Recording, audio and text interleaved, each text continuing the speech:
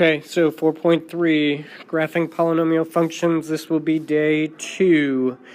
In day 2, you are going to be given graphs, and you are going to have to identify different characteristics of that graph.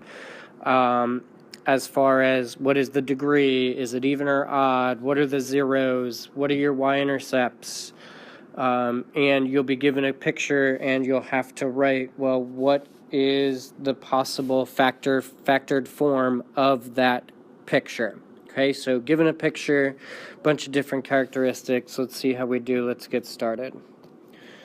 Okay, so where we left off, we're in example 5. I give you the graph of the polynomial. I ask you in letter A, tell me whether the degree is even or odd. Okay, so what I'm going to do to focus on whether it's even or odd, I'm going to look at the starting and the ending behavior. I notice that their starting and ending behavior is in opposite directions. If it's in opposite directions, that 100% tells me that my function has to be odd. Is the leading coefficient positive or negative? So letter B. Leading coefficient, remember, this tells me what the leading coefficient is. If it ends up, it's telling me that the leading coefficient has to be positive. Letter C. Use the graph to name the zeros of the polynomial, then state whether their multiplicity is even or odd. So name the zeros. I got 0 there, and I got a 0 there. So if I look at this first 0, it looks like what happens, it flattens out and then it goes through. When it flattens out and goes through, I know that has to be a triple root. What about this one here? This 0, what happens is that it hits it and it bounces back. I know that at a double root, it hits and bounces back, so it looks like my zeros. Well, -3 has a multiplicity of 3. It's a triple root. And +1 has a multiplicity of 2 because it's a double root. Okay, state the minimum possible degree of P. So in order to figure out the minimum possible degree, I have to look at how many turns my function has. I see one turn right there. I see one turn right there. I see one turn right there. And I see one turn right there. It has 1, 2, 3. It has 4 turns. So I know that the minimum possible degree is 5. How else could I tell that? Take a look. I have 3 zeros. And I have 2 zeros. Obviously, that should be your zeros match your possible degree. So if you find your zeros, that will also help you figure out the degree. Okay, so it says write one possible function in factored form. Okay, in order to do letter E, I'm going to have to look at my zeros. If -3 is the 0, what is the factor? If +1 is the 0, what is the factor? That's what I'm asking myself. So take a look.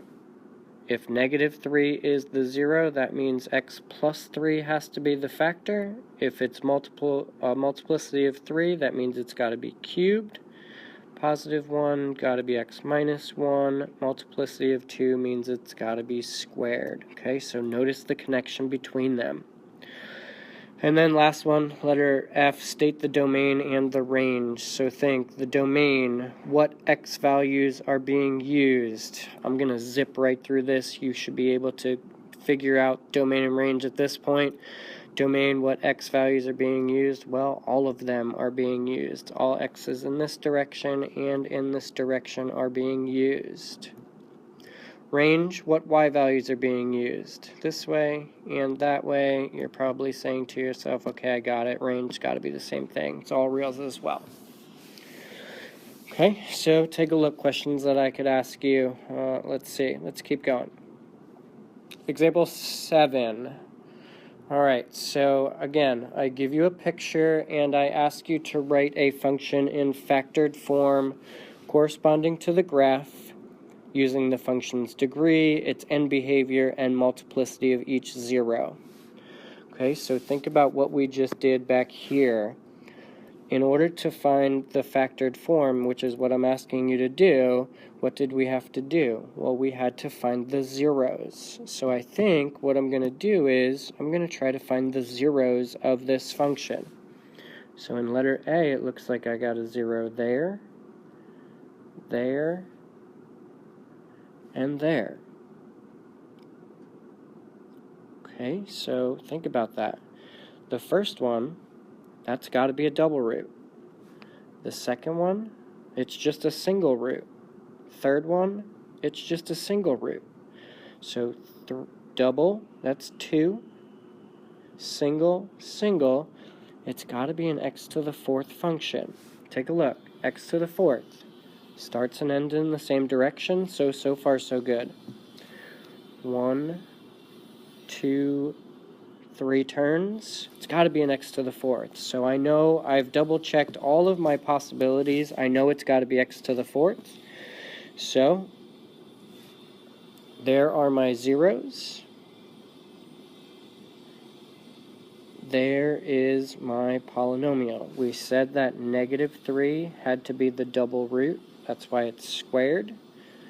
-1, +2 are the single roots. There they are, single roots. Looks like there is one possible function in factored form for the first one. Okay, so letter B. Let's think. Let's do this again. Your zeros. I got 2 there because it hits and it bounces. I got 3 there because it flattens out and then goes through. And I have 1 there because it simply just goes right through it. So 2 in the first, 3 in the second, 1 in the third. 2 plus 3 is 5, plus 1, it's got to be an x to the 6th. That's what I'm saying. So let's double check that. X to the 6th starts and ends in the same direction. So far so good. 1, 2, 3, 4, 5 turns, so it's got to have 1 more, so it's got to be x to the 6th. I think I'm in business. It's got to be x to the 6th. So -2, +1, and +3 are my zeros. Completely factored form then should look like, ooh, be careful. Why did I put that negative there? Why did I put that there? Well, because my function ends down. In the first one, I didn't have to worry about a negative there because my function ended up. So it ended up, that was positive. This one, though, it ends down, and therefore I can't forget that negative. So it's got to be negative because it ends down. And then my polynomial in factored form. This is my double root. This is my triple root, and this is my single root, so should look something like that. Okay, so pretty straightforward, to the point. Hopefully we got it. We'll get some practice in class today, and good job.